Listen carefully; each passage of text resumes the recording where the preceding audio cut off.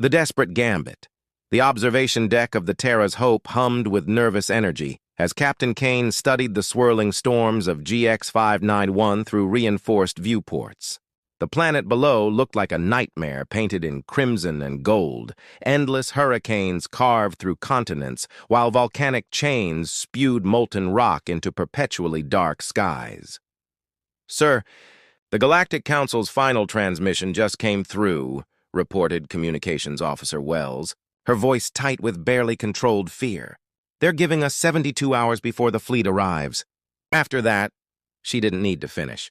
Everyone aboard knew what came next: complete extermination of the human race. Kane nodded grimly.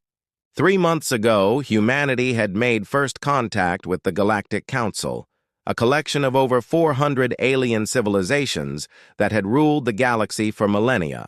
What should have been humanity's greatest moment had quickly turned into their darkest hour. The Council had declared humans too aggressive, too unpredictable, too dangerous to exist alongside civilized species. "Show me the surface scans again," Kane ordered.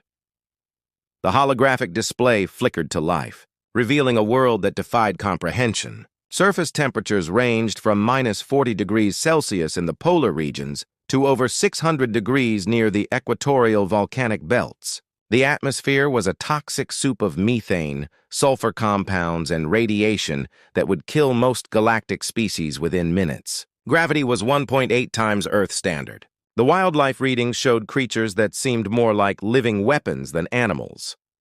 The Council classified it as a Class 12 Deathworld, noted Science Officer Park, consulting her tablet. "No known species has ever successfully colonized anything above Class 8. They gave us coordinates to this system as a cruel joke, expecting us to die trying to land." Kane allowed himself a bitter smile. The aliens had made one critical error. They had studied human technology and human biology, but they had never truly understood human nature. They saw Earth as a pleasant garden world, never realizing that to most galactic standards, Earth itself was a moderate death world. Humans had evolved in conditions that would challenge many Council species. "Status report on the colony ships," Kane requested. "All 12 vessels are holding position at the edge of the system," Wells replied. 3 million colonists total, plus equipment, supplies, and genetic banks. "The New Dawn, Perseverance, and Endurance report ready for atmospheric entry." Kane turned to address the assembled department heads. "Ladies and gentlemen, the Council expects us to fail. They expect this world to kill us before their fleet arrives to finish the job. But they've underestimated what humans can do when their backs are against the wall." Dr. Martinez, the chief biologist, spoke up. "Captain, I've been analyzing the atmospheric data. The surface conditions are severe, but not impossible. The sulfur compounds could actually be processed into useful chemicals. The high gravity will be challenging but within human tolerance, and the radiation levels, while dangerous, are not immediately lethal with proper shielding." "What about the wildlife?" asked Security Chief Adams. "Hostile," Martinez admitted. "But every predator has weaknesses. Every ecosystem has patterns we can learn to exploit. Humans have faced worse odds before. Our ancestors survived ice ages, plagues, and countless wars. We're still here because we adapt." Kane walked to the center of the room, his presence commanding attention. "The Council thinks they're sentencing us to death. Instead, they're giving us exactly what we need. A world that will forge us into something stronger. A world that will prove humanity belongs among the stars." He activated the ship's internal communication system. "Attention all vessels of the human colonial fleet. This is Captain Kane. In 72 hours, the Galactic Council will arrive to witness what they believe will be our extinction. They have given us a death world, expecting it to be our grave." His voice grew stronger, carrying across the void to 3 million desperate souls. "They don't understand that humanity has never known any other kind of world. We are the children of a planet that tried to kill us every day for millions of years.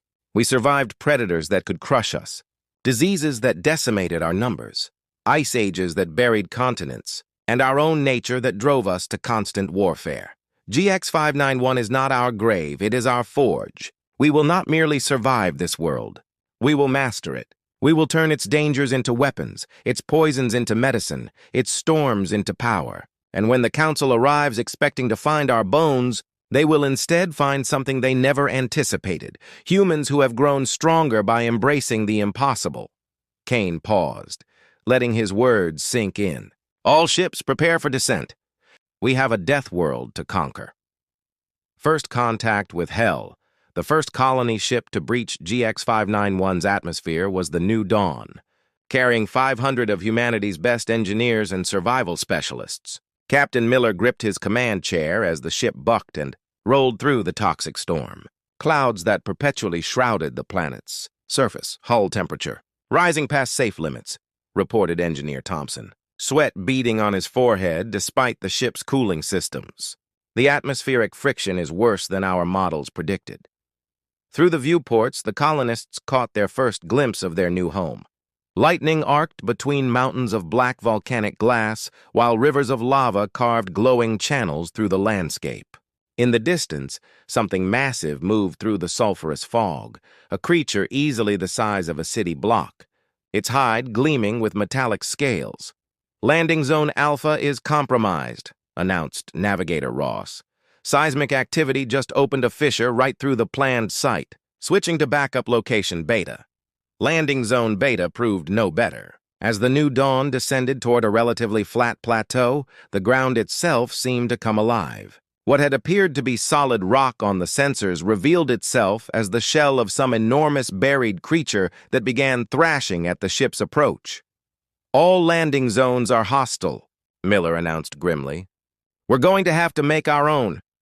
The ship's mining lasers carved into a cliff face, creating the first human mark on GX591. But even this small victory came at a cost. The laser fire attracted attention. From caves in the surrounding rocks emerged things that defied easy description. They moved like liquid shadow, but struck with the force of sledgehammers. Their screams echoed through the toxic atmosphere like metal being torn apart. "Get the defense turrets online," Miller shouted as the creatures swarmed toward the landing site. "All personnel to emergency stations." The first human-alien battle on GX591 was brief but vicious. The creatures, later classified as shadow stalkers by the science teams, were fast and nearly invisible to most sensors. But they had never encountered human technology designed for warfare. The defense turrets tracked them by heat signature and motion, cutting them down with precise laser fire. Within an hour, the New Dawn had established humanity's first foothold on the Death World. It wasn't much, just a cleared area of maybe 50 meters square, surrounded by the smoking remains of local predators. But it was a start. The other ships followed quickly. The Perseverance landed in a valley where geothermal vents provided natural heat sources, though the settlers had to fight off swarms of crystal-winged insects that could slice through steel. The Endurance claimed a mountainside position that offered defensive advantages, but constant exposure to acid rain that could dissolve unprotected metal in minutes. Dr. Foster, the expedition's chief medical officer, worked frantically to treat the first casualties. "The atmospheric toxins are worse than we anticipated," she reported to the colony leaders via radio. "Even with full environmental suits, we're seeing chemical burns where the seals aren't perfect. And the radiation is causing cellular damage faster than our treatments can repair it." But humans had faced poisonous environments before. Within days, the engineering teams had modified their equipment to handle the planet's unique challenges. They discovered that the local sulfur compounds, while toxic, could be processed into effective sealants. The volcanic glass, though razor-sharp, could be shaped into incredibly strong building materials. Even the acid rain proved useful once they learned to collect and neutralize it for water supplies. The real breakthrough came when botanist Williams made an astounding discovery. "Captain, you need to see this," she called excitedly from the hydroponics bay of the New Dawn. "The plants we brought from Earth, they're not just surviving the radiation exposure. They're thriving. The mutation rate is incredible, but it's beneficial mutation. Look at these tomatoes." The tomatoes she held were twice the size of normal Earth varieties, with thick, almost metallic skins that seemed to absorb and process the ambient radiation. "It's like the planet is accelerating evolution," Williams continued. "Given time, we might be able to develop crops that actually feed on this world's toxins." Similar adaptations began appearing in the colonists themselves. The children born on GX591 showed remarkable resistance to radiation and chemical exposure. Their bones grew denser in the heavy gravity. Their reflexes sharpened in response to the constant danger. "The Council thought they were killing us," observed colony leader Barnes as he watched the first generation of GX591-born humans playing in conditions that would be fatal to most galactic species. "Instead, they gave us exactly what we needed to become something more than human." The foundation was laid. Humanity had not just survived their first week on the Deathworld. They had begun to change, to adapt, to grow stronger. But the real test was yet to come, evolution under fire. 6 months after landing, the human colonies on GX591 had transformed from desperate footholds into thriving settlements. What the Galactic Council had intended as humanity's tomb had become their crucible of evolution. Colony leader Barnes stood atop the walls of New Haven, the largest human settlement, watching the morning hunt. Below him, teams of colonists moved through the toxic landscape with an efficiency that would have seemed impossible during those first terrifying weeks. They wore armor crafted from processed volcanic glass and shadowstalker hide, carrying weapons that fired crystallized acid extracted from the planet's rain. "Daily production report," requested Barnes as his aide. Officer Davis approached with a tablet. "Mineral extraction is up 40% from last month," Davis reported. "The new deep-bore mines are pulling rare metals from the volcanic veins that don't exist anywhere else in the galaxy. Energy production is exceeding all projections. The geothermal plants are running at full capacity, and the radiation collectors are generating power levels we never dreamed possible." Barnes nodded with satisfaction. The humans hadn't just learned to survive GX591's hostile environment, they had learned to exploit it. The planet's very dangers had become their greatest resources. The transformation wasn't limited to technology. The colonists themselves were changing in ways that amazed their own scientists. Dr. Foster had documented dozens of beneficial mutations appearing in the population. Children born on GX591 could see clearly in the sulfurous fog that blinded normal humans. Their skin had developed natural resistance to acid burns. Most remarkably, their bodies had begun processing low-level radiation as an energy source rather than a toxin. "The adaptation rate is unprecedented," Foster explained to Barnes during their weekly medical briefing. "What should take thousands of years of evolution is happening in months. The children aren't just surviving this environment, they're becoming perfectly suited to it." The real proof of human transformation came when the Shadowstalkers returned. These deadly predators had avoided the human settlements after their first encounters, but hunger eventually drove them back in massive swarms. What followed was not the desperate defensive battle the colonists expected. Hunter Team Alpha, led by former security officer Jackson, met the creatures in the sulfur fields beyond New Haven's walls. Jackson's team moved through the toxic terrain like ghosts, their enhanced senses tracking the Shadowstalkers through environments that would have been impenetrable to baseline humans. They fought with weapons forged from the planet's own materials and tactics developed through months of constant danger. "Contact front." Jackson's voice crackled through the comm as his team engaged a pack of 12 Shadowstalkers. The creatures that had terrorized the first colonists now found themselves outmatched. The humans were faster, more adaptable, more ruthless. Within minutes, the pack was eliminated without a single human casualty. "This is impossible," transmitted Observer Vex from the Galactic Council monitoring station orbiting GX591's moon. The insectoid alien's compound eyes stared at the tactical displays showing human expansion across the Deathworld's surface. "No species adapts this quickly. No species could survive these conditions, let alone thrive in them." His colleague, Observer Tal, a crystalline being from the Outer Rim, resonated with confusion. "The humans have established 17 major settlements and 43 mining operations. They're not just surviving, they're industrializing a Class 12 Deathworld. This violates everything we know about biological limitations." The observers had been dispatched to document humanity's extinction for the Council archives. Instead, they found themselves recording something that challenged the fundamental assumptions of galactic civilization. Humans weren't just living on GX591, they were transforming it into a fortress world unlike anything the galaxy had ever seen. The transformation accelerated when Chief Engineer Rodriguez made a breakthrough that changed everything. "We've cracked the crystal resonance patterns," she announced at the colony leadership meeting. The crystal formations throughout the planet aren't just geological features. They're a natural communication and power distribution network. We can tap into it. Within weeks, human settlements were connected by a crystalline network that allowed instantaneous communication across continents and the sharing of power resources. The planet itself was becoming humanity's greatest ally. Its hostile environment reshaped into an interconnected system of defense and industry. Status report on the Council fleet. Barnes requested during the evening briefing. "Still maintaining position at the system's edge," reported Communications Officer Wells. 66 days until their deadline expires. "But sir, I don't think they're planning to wait that long. Our long-range sensors are detecting movement. They're organizing for an attack."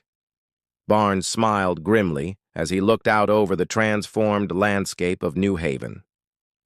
Humans moved through conditions that would kill most galactic species, working with technologies that shouldn't exist, defended by creatures they had tamed and weapons forged from a hostile world's own materials.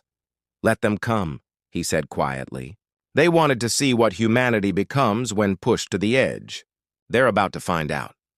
The Galactic Reckoning, the Galactic Council's war fleet materialized at the edge of the GX591 system like a metallic storm cloud, 300 vessels representing the combined military might of dozens of alien civilizations. Admiral Keth of the Hegemony stood on the bridge of the flagship Cosmic Order, his forearms crossed in satisfaction as he surveyed the assembled armada.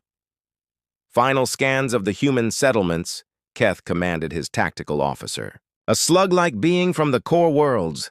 Sir, the readings are unusual," the officer reported hesitantly. "The humans have established 47 major installations across the planet's surface. Power signatures are far higher than expected. And, sir, there appear to be defensive structures we don't recognize." Keth's secondary eyes narrowed. "Defensive structures? On a Class 12 Deathworld? These humans are more foolish than we calculated. Begin the attack. Target their largest settlement first. Make an example that will force the others to surrender."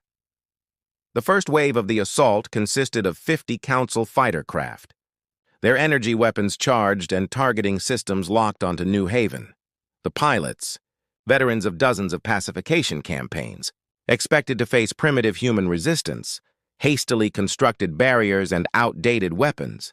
Instead, they flew into a nightmare.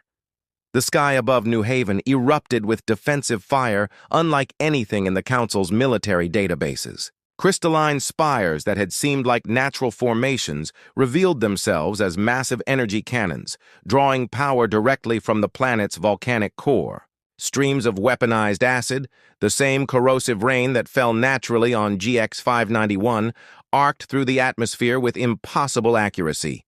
"Squadron Leader Vorth to Fleet Command," screamed a panicked voice over the communications array. "The humans have turned the entire planet into a weapon. Repeat, they've weaponized the Deathworld itself." Half the first wave was destroyed before they could return fire. The survivors limped back to the fleet with reports that bordered on the impossible. "They're using the planet's atmospheric storms as shield generators," one pilot reported during debriefing. "Their weapons are powered by geothermal energy we didn't know could be harnessed. And their fighters, Admiral, their fighters can operate in conditions that would kill our pilots instantly." Admiral Keth reviewed the tactical recordings with growing alarm. Human interceptors moved through the toxic atmosphere of GX591 like native creatures, their pilots breathing the poisonous air as if it were perfectly normal. The human craft were built from materials the Council had never encountered: volcanic glass that was somehow stronger than military-grade alloys, metals that seemed to absorb energy weapon fire and redirect it. "Launch the second wave," Keth ordered. "Full capital ship bombardment. If these humans want to hide on their death world, we'll crack the planet open."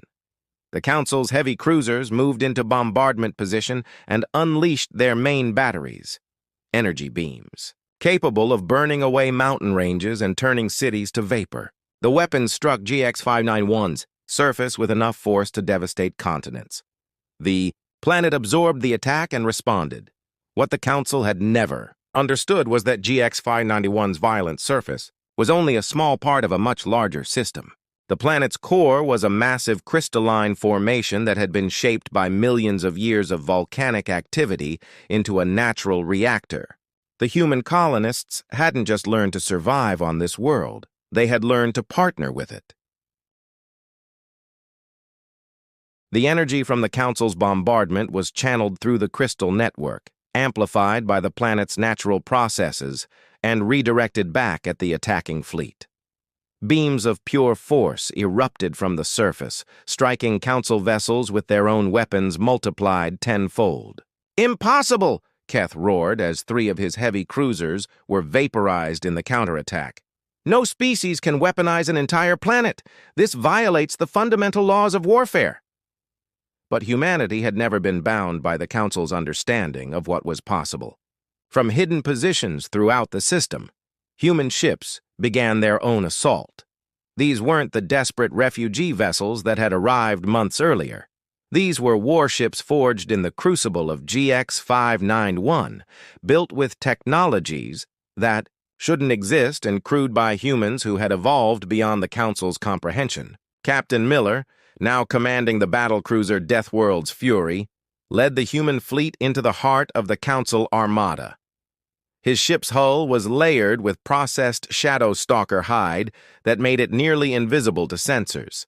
Its weapons fired crystallized toxins that could eat through any known armor. "All ships, engage at will," Miller transmitted to the human fleet. "Show them what humanity becomes when you try to exterminate us." The battle raged across the system for 6 hours. When it ended, less than 30 Council vessels remained intact. Barely, enough to carry word of their defeat back to Galactic civilization.